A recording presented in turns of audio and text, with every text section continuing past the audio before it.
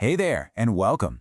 In this explainer, we're going to build your confidence with one of the most important tenses in English, the simple past. By the time we're done, you'll be all set to talk about your weekend, your last vacation, or even tell a fantastic story.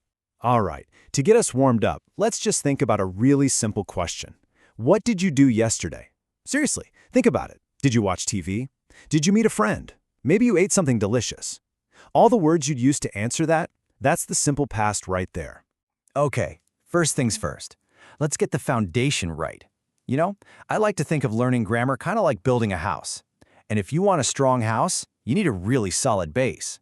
For us, that base is understanding exactly what the simple past tense is and, maybe more importantly, when to use it.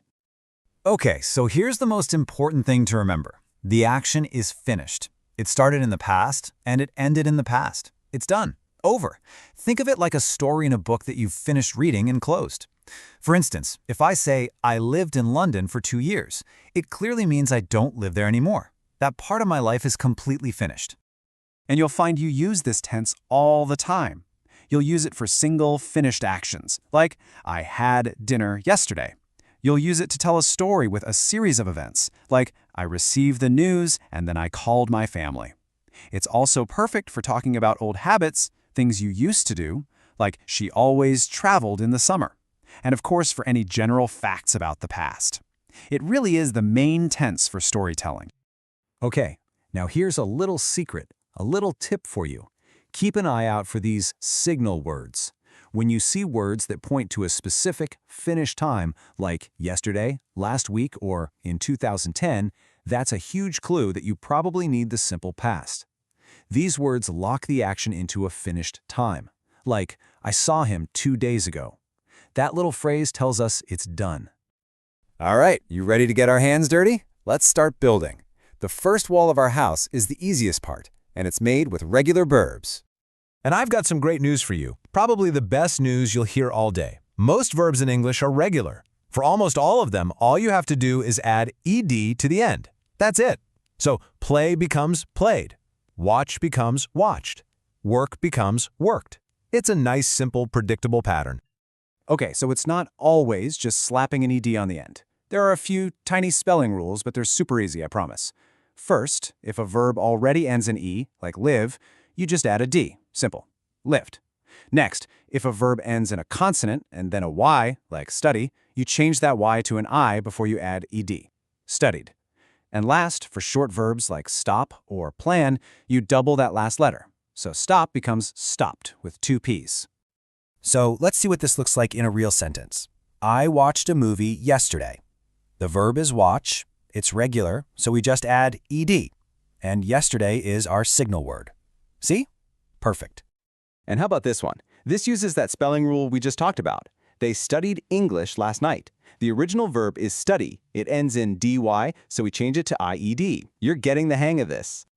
Okay, so we've got our first wall up. Now for the second wall. And yeah, this one can be a little trickier, but don't worry, we're going to make it simple by looking for patterns.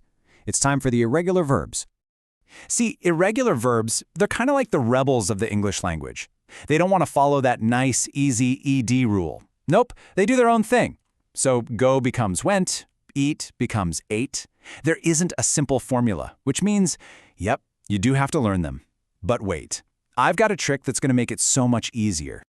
So instead of trying to memorize this giant random list, which is just no fun, right? We can be smart about it. We can group them into little families that share a pattern.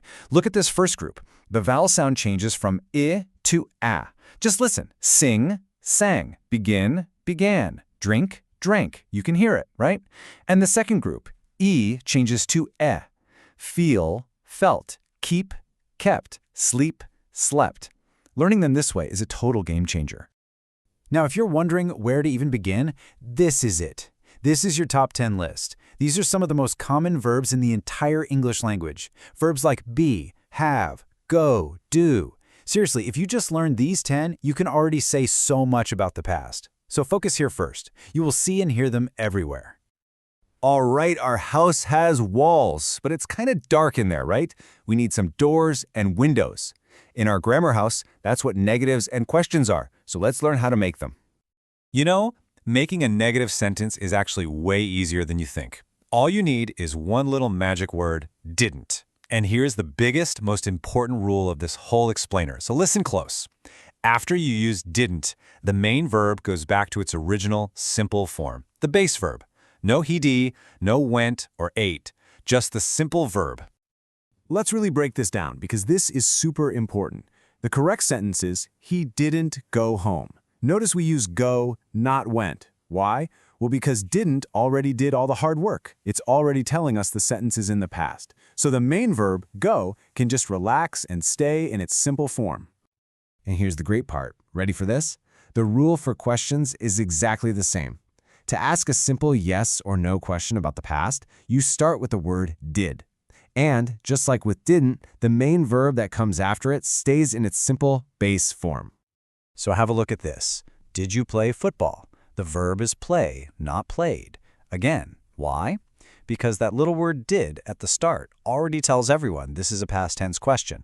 It's a very, very common mistake to say, did you played? But now you know the rule. Okay, the house is almost built, but before we move in, every good builder does a final inspection, right? To check for any little problems. So let's do our own inspection and look at the most common mistakes people make so you can avoid them. You know, some researchers actually looked at tons of writing from English learners just like you. And they found that the biggest problem, by far, is using the wrong verb form. As you can see, over half of all the mistakes were this one type, called misformation. Let's see what that actually looks like. So, here's the first common mistake. It's called omission, which is just a fancy word for, well, you forgot something. In this sentence, the student just forgot to add the ed to the regular verb jump. It's an easy mistake to make when you're talking fast. Now this one is a perfect example of that big one we saw on the chart, misinformation. It just means using the wrong form of the verb. The student knew they needed a past tense verb, which is great, but they used felt, which is the past of feel. The verb they needed was fall, and the past of fall is fell. This is exactly why learning those irregular verb families is so helpful. And here it is, probably the #1 most common mistake I see. It's that didn't rule again. Remember, after didn't, you always use the simple base form of the verb. So it's never didn't went, it's always didn't go. If you can remember just this one rule, I promise your English is going to sound so much more natural. Okay, you've got the blueprint. You have the foundation, the walls, the doors, the windows. You have all the pieces to build amazing sentences about the past. Now, it's your turn to practice. And look, practice does not have to be boring homework. You can start really small. Try writing just 1 or 2 sentences in a diary every night. Just start with, yesterday, or the next time you chat with a friend, tell them one thing you did last weekend. Even just looking out the window and thinking, a minute ago, I saw a car. A bird flew by. That's amazing practice. Of course, you can find tons of great exercises online, but here's a really simple but powerful thing you can do right now. Grab a piece of paper and make 2 columns, today and yesterday. For every action you do today, write it down in the present tense. Then, write what you did yesterday in the past, like, today I eat breakfast and yesterday I ate pizza. Doing that direct comparison is one of the best ways to learn. So there you have it. You are ready. You have the tools to talk about your life, your memories, your experiences. You are totally ready to start sharing your stories about the past in English. So, my final question for you is, what story are you going to tell first?